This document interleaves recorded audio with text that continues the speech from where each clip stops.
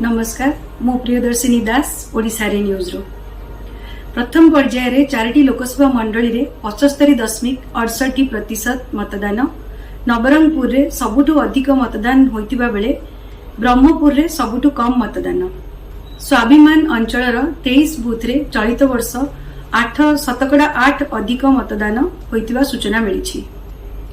ओडिशा रे बीजेपी सरकार आसिले श्रीमंदिर चारिद्वार खोल आज ओडिशार गंजाम जिला सोरडारे एक सभारे जोगदे केंद्र मंत्री अमित शाह कहिसंती जे नवीन सरकार श्रीक्षेत्र को पर्यटन स्थल बनाइबाकू लागिसंती।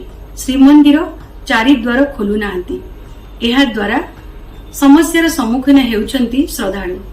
ओडिशा रे बीजेपी सरकार आसिले श्रीमंदिर चारिद्वार खोलाजिबो। शाह कहिसंती जे आयुष्मान भारत लागू करू नाहंती नवीन से भाबुचंती एहाकू लागू कले तांको लोकप्रियता कमिजिब। जून 4 रे नवीन बाबू जाउछंती बीजेपी सरकार आसुछि। ओडिशा रे चाषींग आय सारा देश रे सर्वनिम्न साग माछ दर रे धान बिकुथिबारु राज्य रे चाषींग आय बढ़ुनी। छत्तीसगढ़ भली ओडिशा रे 3100 टंका रे धान किना जिवो। ओडिशा रे पानी रो भंडार अछि, जलसेचन व्यवस्था नाही। बीजेपी आसिले व्यापक जलसेचन व्यवस्था करा जिवो ओ आखु चाषी को समृद्ध करने व्यवस्था करिवो। बीजेपी सरकार यही घोषणा करछंती। कटक रे केंद्र गृहमंत्री अमित शाह विशाल रोड शो। कटक रे केंद्र गृहमंत्री अमित शाह सह कटक लोकसभा प्रार्थी भर्तृहरि महताब, बारवाटी कटक विधायक प्रार्थी पूर्णचंद्र महापात्र जोग देइछंती।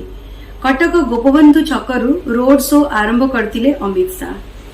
ओडिशा रे मे 19 तारिख रु बढ़िबो ताती। केंद्रीय और दक्षिण उपकूल अधिकांश स्थान रे मे 17 जाए वर्षा संभावना रही। आसंता 16 और 17 तारिख रे पश्चिम ओडिशार किछि स्थान रे वर्षा आशंका रही। तेबे दक्षिण ओडिशार किछि स्थान रे मे 17 और 18 तारिख रे वर्षा होई पारे। नमस्कार, शुभरात्रि।